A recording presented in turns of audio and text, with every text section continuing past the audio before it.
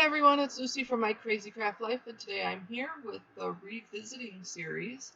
Today I am going to be revisiting the September of 2019 Flavor of the Month card kit. I am going to be using, what am I using? Sweater Weather Stamp by Paper Sweeties. And you can kind of see me going through all of the stuff that was part of the kit. And I don't have a ton of paper left. I do have some of the cozy fall paper left, but I had just made a card using that the other day, so I wanted to use something different. And I used Country Bubbles from the August 2020 Flavor of the Month card kit, and that is still, at least at this point, still at the store that you can purchase that as well. And there's a big special going on with the Sweater Weather stamp over there if you want to go and grab that as well. So to start off, I am just going to make a couple of cards with this. They're real simple. I actually ended up following the sketches that were part of the September 2019 Flavor of the Month card kit. And I am stamping my images, and I'm using the Misty because that sweater is a solid stamp, and I wanted to make sure that I got a good solid image, and since I was already had it out, I just decided to continue with that. And then I'm just going to color this with some colored pencils. Now, what you got as part of this kit, it was called Fall is Coming. In collection number 1, you got Frightful Cuties paper and scrap by Scrapping for Less, Scaredy Cat Stamp by Sunny Studio Stamps, Kitty Ephemera by Simple Stories, Word Icon Stickers by Thickers, Black Twine and Enamel Dots by Gina Marie Designs. Collection number 2 included Cozy Fall Paper by Scrapping for Less, Sweater Weather Stamp by Paper Sweeties, Seam Binding Ribbon by Paper Sweeties, Forever Fall Stickers by Simple Stories, and Enamel Dots by Gina Marie Designs. Collection number 3 included Fall Foliage Paper by Scrapping for Less, the Thankful Floral Stamp by Trinity Stamps, and last I checked that was also still at the store. Sunflower Stickers by Sticko, Embellishment Mix by Trinity Stamps, Enamel Dots by Gina Marie Designs. And then collection number 4 was Woodland Critters Paper by Scrapping for Less, Woodland Friends Stamp Set by Scrapping for Less, Green and White Twine by Teresa, Color and Cut Aparts by Photoplay, and Enamel Dots by Gina Marie Designs. So those were the 4 collections. Now with this, I decided I wanted another sweater to kind of be layered in there. So I just stamped the image on some Post-it note tape and then cut it out, laid it over the original yellow sweater stamp that I had on there, and then stamped the image again where I wanted it to, so that it looked like it was underneath. The big thing with masking, if you're going to do masking, is whatever you want in the front is what needs to be stamped first, and then you put a mask on it. Then the next layer you want, if this was multiple layers, you would then put a stamp or a mask over it and then stamp the next layer. And then mask that and then stamp another layer and just continue that way. So it's going to go, what you're going to see first is what you stamped first. Then I took some of this brown cardstock, and I'm just going to make a couple card bases. These are A2 size cards, so 8 and 4 1/4 by 5 1/2 card base. The cardstock that was part of the original collection was Tangy Orange, Black Licorice, Wild Cherry, Grape Jelly, Limeade, and Chocolate Brown. Now I wasn't really happy with the stark white since this paper looks kind of antiqued. So I took some antique linen distress oxide and I just brushed it over the images and the papers to make sure that it just matched a little bit better. So I'm going to cut down my first layer. Now with the first card, I cut the card, the first layering base at 5 1/4 by 4 inches. And then the circles that I used are the same for both, and the circle I used is about a 2.5 inch circle. The piece that I end up using in the background is 2 1/4 inches by 1.5 inches.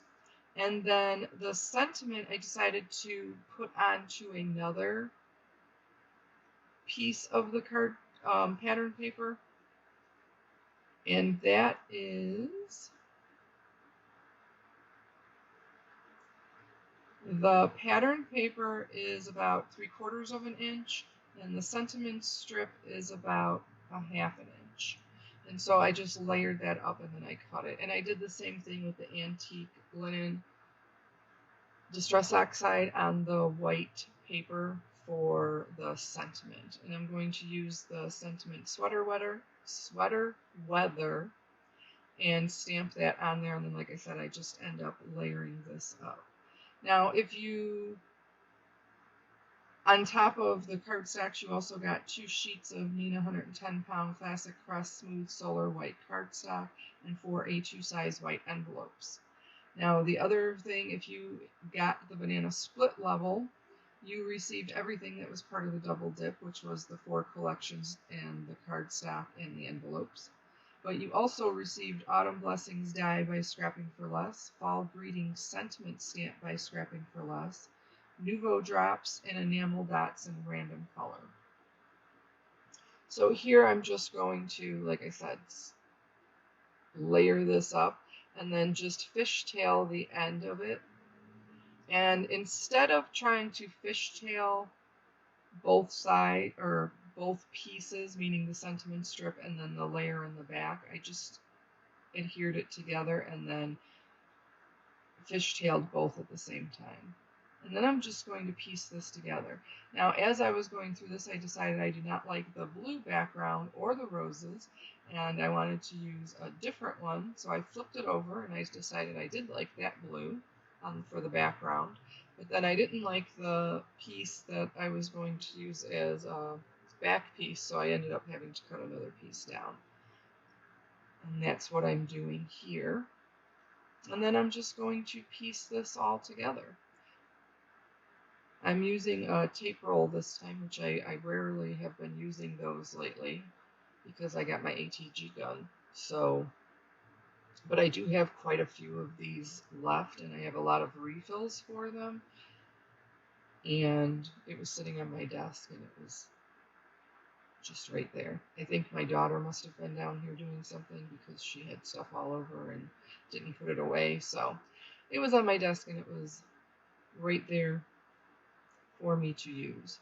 Now for the sweater, I'm going to, or the sweater images, I'm going to pop that, pop that circle up to give it a little bit more dimension.